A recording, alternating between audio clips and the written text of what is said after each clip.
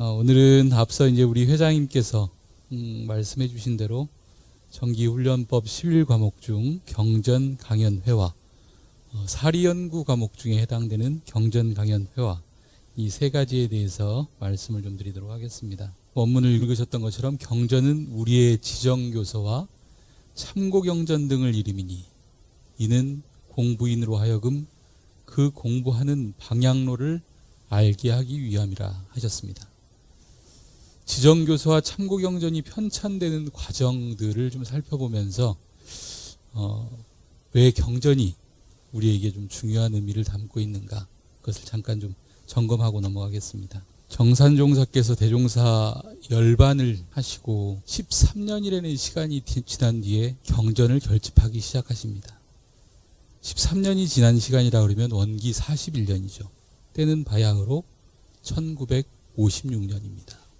한국전쟁의 휴전으로 마무리된 그 시간이 조금 지난 이후 남과 북이 갈리기는 하였으나 각자의 터전을 이렇게 수습하기 시작한 그때, 전제동포들이 발생을 해서 그 전제동포들을 구호하기 시작한 그때, 이 나라나 북한이나 그 전쟁통 속에 살았던 그 모습을 수습하기에 참 바빴던 시대였습니다.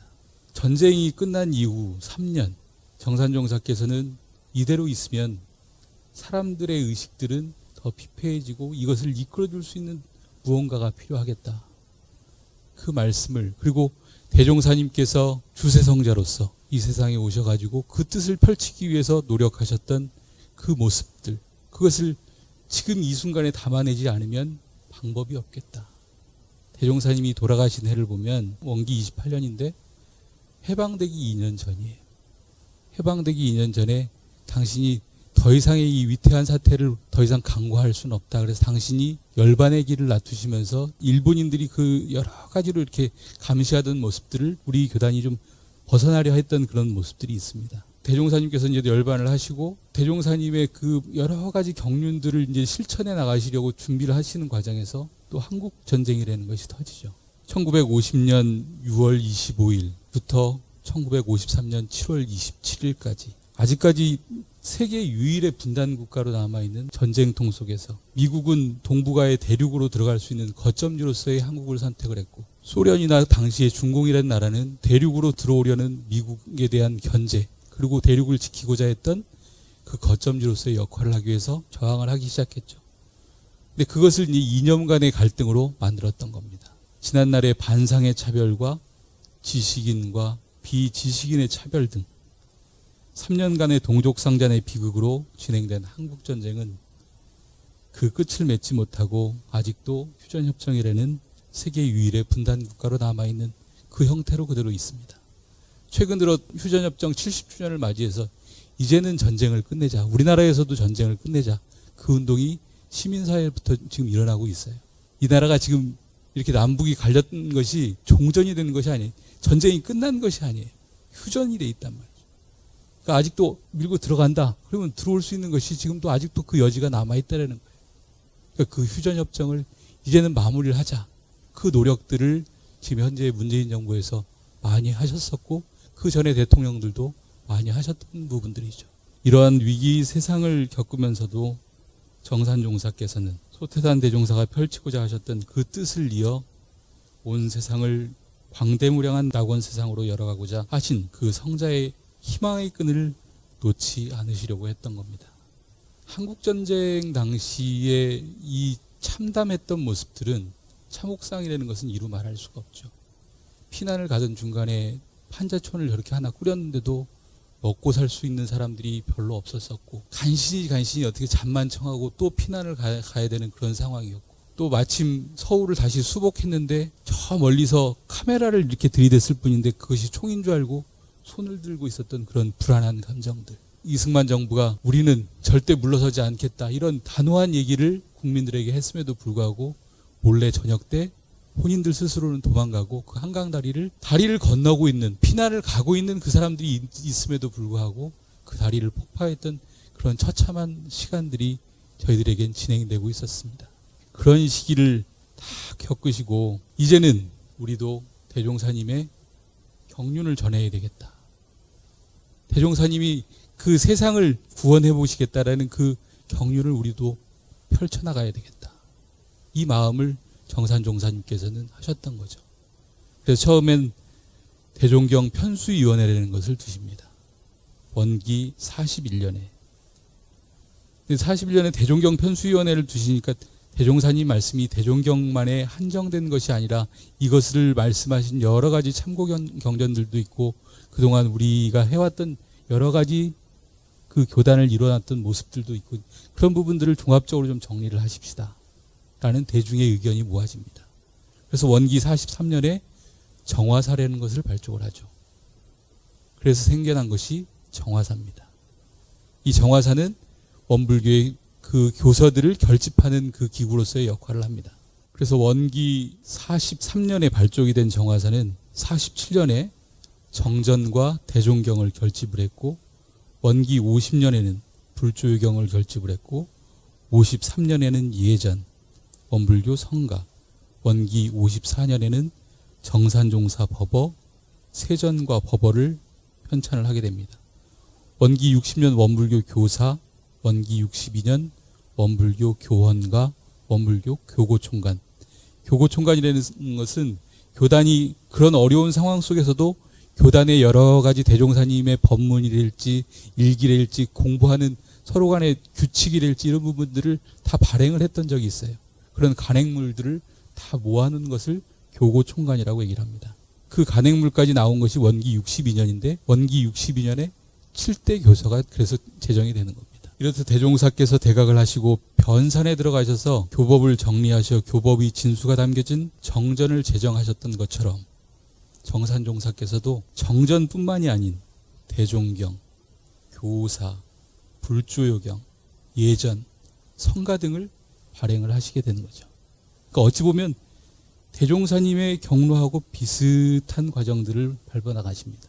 그 이유인즉슨 대종사님께서도 당신의 깨달음을 전달할 방법을 글자로 만드시는 것이고 정전이라는 글자로 만드시는 것이고 정산종사께서도 그 대종사님이 깨달으신 그 내용과 업적과 그 여러 가지 경륜들을 다시금 불조요경, 대종경, 정산종사 법어, 세전 등으로 펼쳐나가십니다.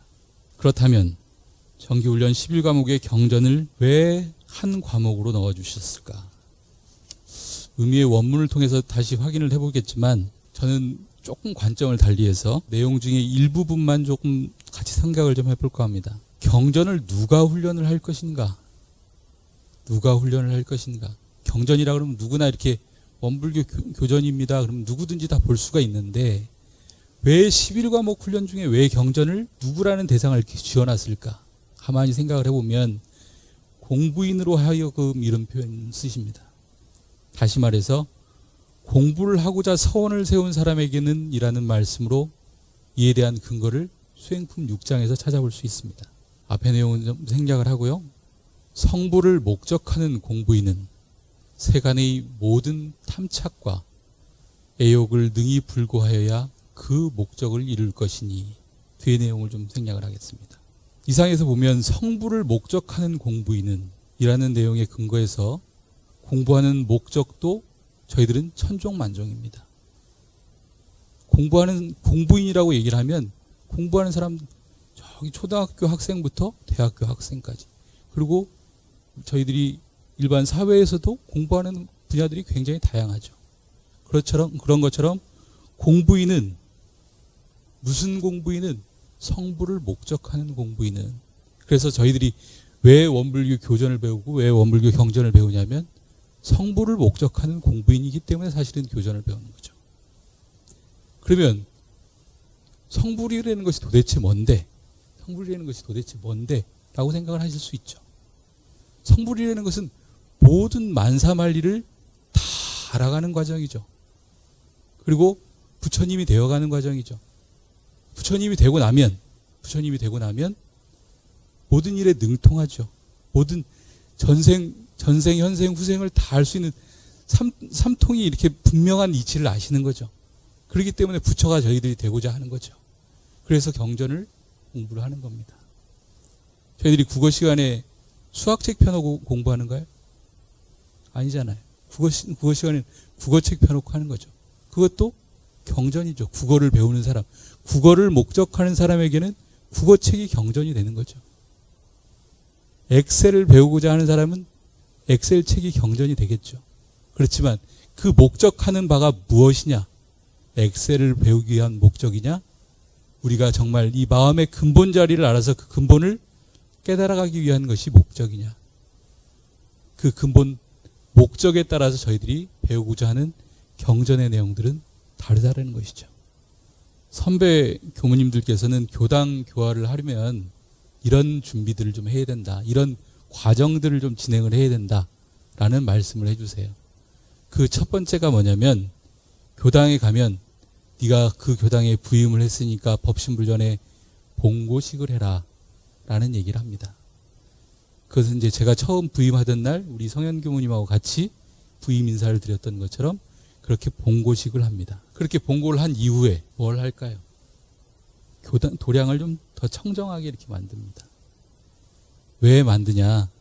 그동안 여기 교당을 지켜주신 모든 유주무주의 고원들께 감사의 인사를 또 드리기 위해서 교당을 정비를 합니다. 그렇게 정비를 하고 나면 천도제를 올리죠. 천도제를 올려서 그동안 아남교당을 지켜주셨던 많은 살아있는 생명들과 돌아가신 그 생명들께 감사합니다. 당신들이 그동안 이 도량을 지켜주신 것에 대해서 감사합니다.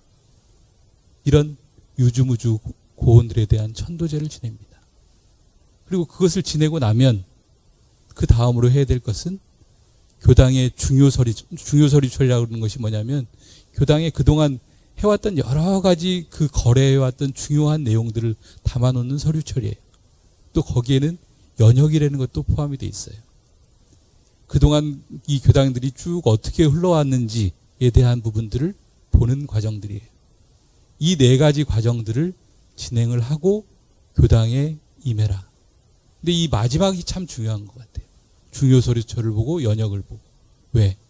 그동안 쭉 선배님들이 그동안 앞서 이 교당을 지켜오셨던 교도님들이 어떠한 경로로 이 교당을 이렇게 지켜오고 어떠한 사업들로 이 경로를 지켜왔는지 이 부분들을 알아야죠. 그래야지 이것을 기점으로 그 다음 과정을 또 진행할 수 있는 방법을 찾아내는 것이죠. 그래서 소위 말하는 저는 아남교당의 경전이라는 것은 중요서류철과 연역이다. 감히 이렇게 말씀을 드릴 수 있을 것 같아요. 그래도 이번엔 다행인 것이 아남교당은 50주년사 책자를 발간하면서 초창기 아남교당의 교화의 상황들을 좀 더 점검을 할 수가 있었습니다. 제기교당에서 시작된 이 아남교당 역시 당시에 창타원 김보연 교무님이라는 분께서 당신이 대구에서 걸었던 인연, 여수에서 걸었던 인연, 그 청년들이 서울로 귀경을 하면서, 귀경이 아니죠. 서울로 이렇게 함께 합류를 하면서 청년회가 조직이 되죠. 근데 그 청년들이 모였을 때 여러분들은 어쩔지 모르겠지만 그 청년들이 모이면 그렇게 넉넉한 교당이 되지는 않아요. 왜냐하면 청년들은 늘 뭔가 아무튼 좀 채워줘야 되는 그런 사람들이 청년들이잖아요. 더더군다나 학교를 다니고 그리고 공부를 해야 되는 여러분들에게 무언가를 사업을 요구하고 그럴 수는 없는 상황이잖아요. 그러다 보니까 그 교당이 그렇게 넉넉치는 않아요. 다만 창타원님은 그런 젊은 청년들에게 그래도 희망을 주셨던 거죠. 우리가 이 공부를 통해서 다시금 대종사님 교법으로 세상에 다시 나가보자. 그러면 여러분들은 분명히 성공할 것이다. 라는 희망들을 주셨던 거죠. 그런 희망의 끈이었던지 제기교당으로 비롯된 이 아남교당의 역사는 50년이라는 유구한 역사를 통해서 잠깐의 청소년 교화가 잠시 멈췄던 때도 있었지만 그 대를 또 이어서 보산 김재원 교무님이 부임을 하시면서 청소년 정책교당으로 자리매김을 하게 됐고, 그리고 지금 오늘 이 순간도 우리 청년들이 아남교당의 중심이 돼서 이렇게 역할들을 하고 있습니다. 얼마 전에 그 교당 물품과 시설을 정비할 때 보일러를 고치러 오신 분이 있었는데, 보일러를 고치러 오신 분이 처음에는 그냥 저희들이 이렇게 주문한 것을 쉽게 고쳐요. 쉽게 고치는데 증상 중에 찬물이 나왔다가 뜨거운 물이 나왔다, 이것이 계속 반복된다라니까 이 사람도 그 상황들을 잘 경험해 보지 않은 상황이었는가 봐요. 그래서 나중에는 결국은 본인이 잘 고치다가 매뉴얼을 이렇게 보더라고요. 매뉴얼을 보는데 그 모습을 옆에서 이렇게 가만 보니까 이 사람도 모르는 것은 결국은 지침서를 따르는구나 라는 것을 알게 됐어요. 다른 얘기인데 청소년들을 교화하는 교당 교무가 하루는 이렇게 의기소침해가지고 좌산상사님께 왔대요. 왜 그러냐, 네가 정말 무슨 문제가 있어서 그렇게 의기소침해 갖고 왔냐 라고 이렇게 얘기를 하니까, 정말 우리 교당에 말썽 부리기 좋아하는 애가 하나가 있는데 축구를 하다가 교당 유리창을 깼다라는 거예요. 유리창을 깨갖고 주인공님한테 이제 어떻게 말씀을 드려야 될지 모르겠다라는 거예요. 그래갖고 막 의기소침해 갖고 이렇게 왔어요. 그랬더니 좌산상사님께서 그 교무한테 얘기하시기를, 너는 그 유리가 중요하냐, 그 유리창을 깬 어린이가 중요하냐.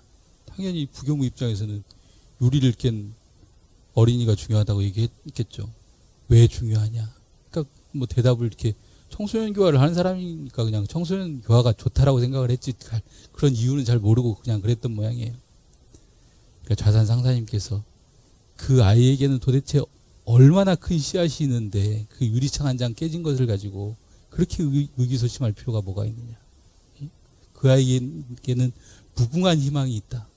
그러니까 그 부담스러워하지 말고 주인공님한테 가서 얘기 잘하고 잘 얘기해서 네가 청소년 교화하는데 더 이상 그렇게 의기소침하지 않았으면 좋겠다. 이렇게 타일러서 보낸 적이 있으시대요. 그런 것처럼 저희들이 그 생활을 할 때 때로는 본의를 좀 놓치고 사는 경우들이 좀 있습니다. 정말 우리가 무엇을 하고 살아야 되는 건지를 모를 때가 있어요. 근데 그럴 때마다 저희들이 방향을 잡아주시는 것이 경전이었다. 그 교당을 이렇게 치우고 있을 때 하루는 보사님이 잠깐 오셨어요. 보사님이 이렇게 오셔가지고 성현교무한테 이제 저희 교당이 지금 이런 문제가 있어서 이런 것은 그 보일러 문제는 이런 문제가 있었었는데 여기 배관 문제가 있는 거 아닙니까? 뭐 이런 걸 이제 여쭈니까 보사님이 그러세요. 그것을 고칠 때 너는 옆에서 가만히 있지 말고 옆에 가서 자주 물어라. 이런 얘기를 하시는 거예요. 근데 그 이유를 옆에서 듣고 있어 보니까 보사님 얘기가 정말 이것이 산경전이겠다 싶은 생각이 들어지는 것이 뭐냐면, 보일러를 고치는 사람이 한 번 와서 그냥 손을 몇 번 보고 잠깐이면 그걸 고칠 수 있는 문제예요. 고칠 수 있는 문제인데 그 내용을 모르는 저희들은 그 잠깐이 굉장히 오랜 시간이 되고 비용이 많이 들더란 말이죠. 그러니까 사실은 정말 별것도 아닌 걸 가지고 많은 비용을 지불해야 되는 그런 상황들이 생기는 거예요. 근데 그런 기술자들이 왔을 때 저희들이 그래, 그 기술자가 그냥 잘 고쳐주고 말겠지 라고 생각하고 가만히 앉아있으면 돈은 돈대로 들어가고 저희들은 배울 수 있는 것이 아무것도 없더라는 말이죠. 그러니까 보사님 당신은 그러셨대요. 그런 기술자들이 오면 옆에서 가가지고 이것은 왜 그러는데요, 저것은 왜 그러는데요, 다 물어보셨대요. 그렇게 물어보셔가지고 그것에 대한 원인이 이거였습니까? 그렇게 그것을 알아내셨대요. 그렇게 알아내시고 나니까 다음에 그런 일이 또 벌어졌을 때는 그 사람을 부를 일이 없었다라는 거죠. 그렇게 해서 그 비용을 아끼고 또 그것을 스스로 조율을 하고 그렇게 해서 교당을, 오늘의 안암교당이 있기까지를 그렇게 이루어 가셨다라는 거예요. 그것이 대종사님께서 말씀하신 산경전이지 않겠느냐. 그것이 살아있는 법문이지 않겠느냐라는 말씀을 드려봅니다. 한번 같이 읽어볼까요? 그대들 가운데 뭉이 끊임없이 읽을 수 있는 경전을 발견하였는가? 세상 사람들은 사서삼경이나 팔만장경이나 기타 교회의 서적들만이 경전인 줄로 알고 현실로 나타나 있는 큰 경전을 알지 못하나니 어찌 답답한 일이 아니리요. 사람이 만일 참된 정신을 가지고 본다면 이 세상 모든 것이 하나도 경전 아님이 없나니 눈을 뜨면 곧 경전을 볼 것이요, 귀를 기울이면 곧 경전을 들을 것이요, 말을 하면 곧 경전을 읽을 것이요, 동하면 곧 경전을 활용하여 언제 어디서나 조금도 끊임없이 경전이 전개되나니라. 무릇 경전이라 하는 것은 일과 이치 두 가지를 밝혀놓은 것이니 일에는 12예를 분석하고 이치에는 대소유물을 밝혀 우리 인생으로 하여금 방향을 정하고 인도를 밟도록 인도하는 것이라. 유교, 불교의 모든 경전과 다른 교회의 모든 글들을 통하여 본다 하여도 다 여기에 벗어남이 없으리라. 그러나 일과 이치가 그래 있는 것이 아니라 세상 전체가 곧 일과 이치 그것이니 우리 인생은 일과 이치 가운데에 나서 일과 이치 가운데에 살다가 일과 이치 가운데에 죽고 다시 일과 이치 가운데에 나는 것이므로 일과 이치는 인생이 여의지 못할 깊은 관계가 있는 것이며 세상 일,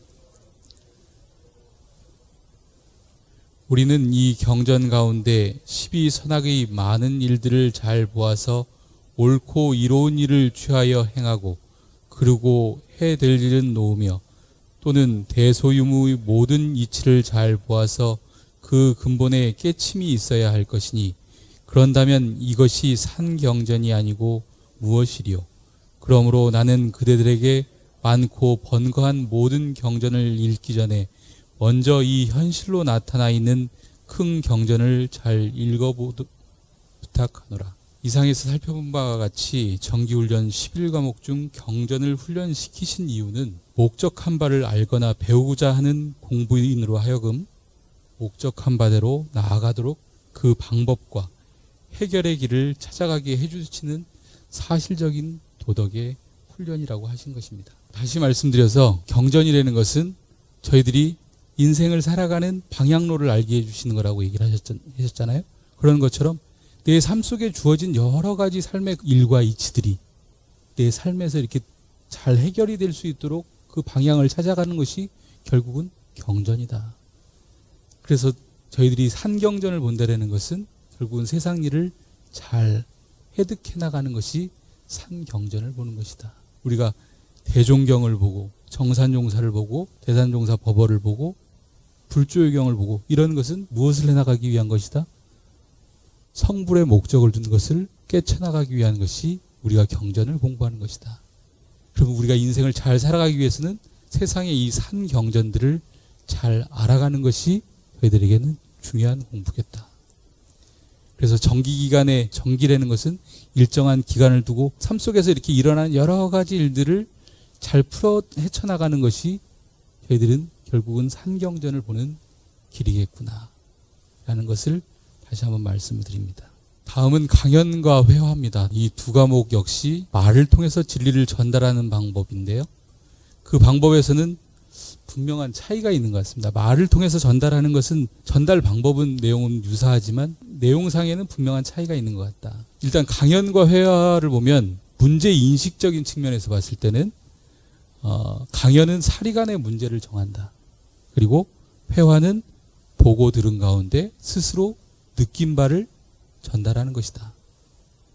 문제 해결은 의지를 해석시키는 것이다.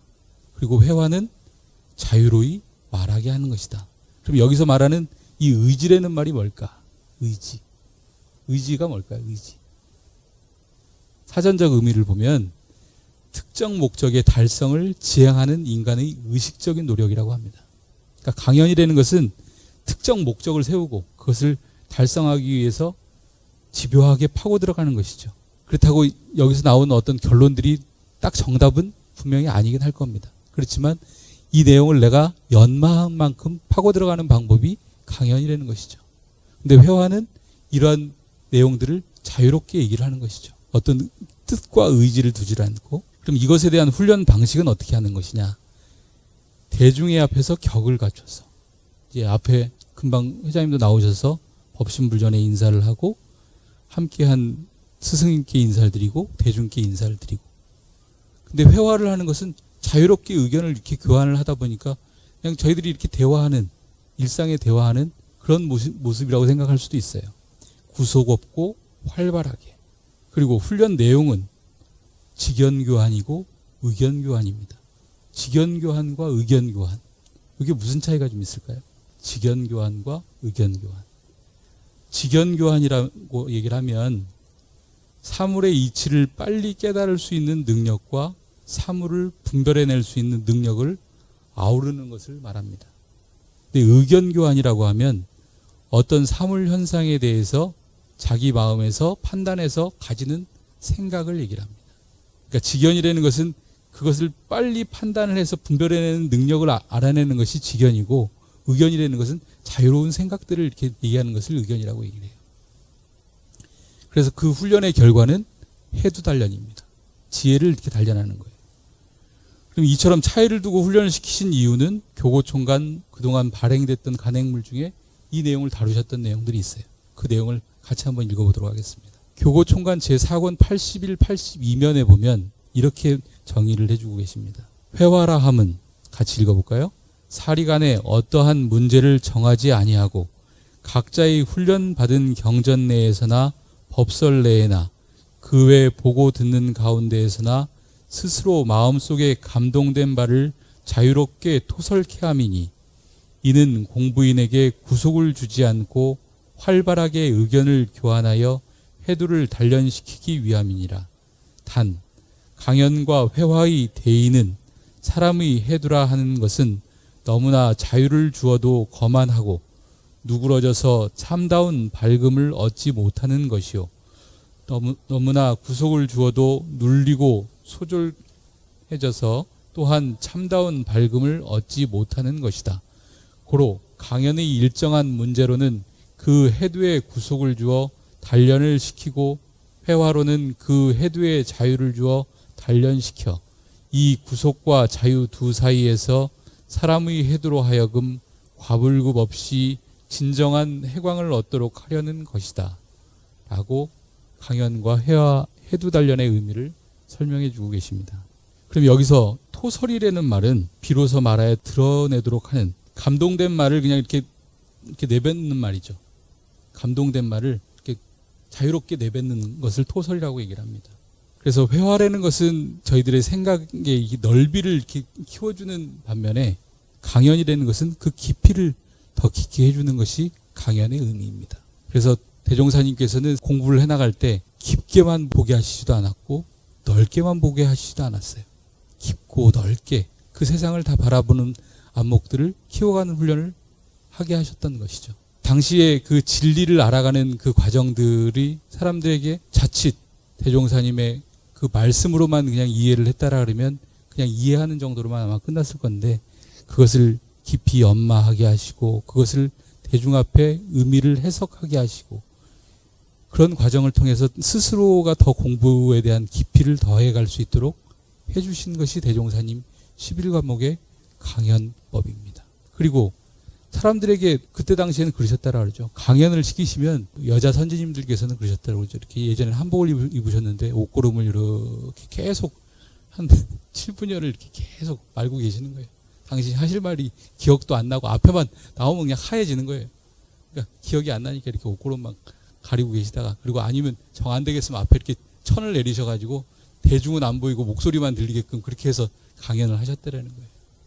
그것이 과거 선지님들이 그럼에도 불구하고 강연을 시키셨던 대종사님의 깊은 뜻은 무엇일까? 진리에 대한 연마를 포괄적으로만 알지 말고 깊이 있게 네 스스로 정말 연마해서 네가 알고 있는 그 깊은 지혜를 대중과 함께 나눠라. 그렇게 해서 해두를 단련해라. 이런 것이 대종사님께서 11과목으로 강연과 회화를 말씀하신 것이 아니겠는가. 요즘 들어서도 사실은 여러분들이 그 이번 훈련을 통해서도 뭐 안암교당의 훈련의 꽃은 사실은 강연이라고 얘기들을 하시잖아요. 그러면서 이제 강연 연마하는 것을 이렇게 가만히 옆에서 보고 들어보면 정말 여러분들이 공부하는 그 자세들이 굉장히 깊고 참 진중하다, 이런 생각들이 들어요. 그런데 그것을 그 자리에서만 과연 해야 될 것인가 라고 생각을 해보면, 우리 하은교우는 하은교우대로 나름대로 앞으로의 이제 선생님이 돼서 그 학생들을 가르칠 때 그 강연의 준비를 지금부터 해나가야 될 것이고, 그리고 회사에 직장을 다니는 교우님들은 직장 상사 앞에서, 때로는 동료들 앞에서 내가 가지고 있는 그런 좋은 아이디어를 프리젠테이션을 할 때 그 깊은 이해를 통해서 강연을 해야 될 것이고, 그런 것이 결국은 우리 삶 속에서 함께 묻어날 때 이 정기훈련의 의미가 더해지지 않겠냐라는 생각이 들어집니다. 그리고 회화를 할 때도 농담 던지시기 일반적인 그런 대화들이 아니라 어떤 의미를 두고, 내가 지금 이 순간 헛얘기를 하는 것이 아니라 어떤 진리의 방향대로, 그리고 내가 일하고자 하는 그 방향대로 그 의미를 두고 회화를 진행할 때 여러분들의 업무적인 넓이나 업무적인 깊이나 이런 부분들이, 그리고 공부적인 깊이나 공부적인 넓이들이 훨씬 더 커지는 이런 공부법이 될 것입니다. 대종사님이 말씀해 준 이 11과목이 결국 왜 11과목이지? 라고 생각을 하시면 절대 현실에 적용할 것이 부족할 부분들이 많아요. 그렇지만 이것을 내 삶 속에서 적용하고 경전도 제가 말씀드린 것처럼 대종경에 하나지 말고 여러분들이 가지고 있는 목적이 무엇인가를 따라서 그 시간에는 내가 그 목적을 달성하고자 하는 그 시간에는 그 경전을 살펴서 내 일에 정말 더 충실할 수 있는 여러분들이 됐으면 좋겠다. 그래야 대종사님께서 세상을 살아가는 본의를 여러분들에게 진실하게 전달을 하는 것이 될 것이다. 그 말씀을 드리면서 오늘 제 얘기 마치겠습니다.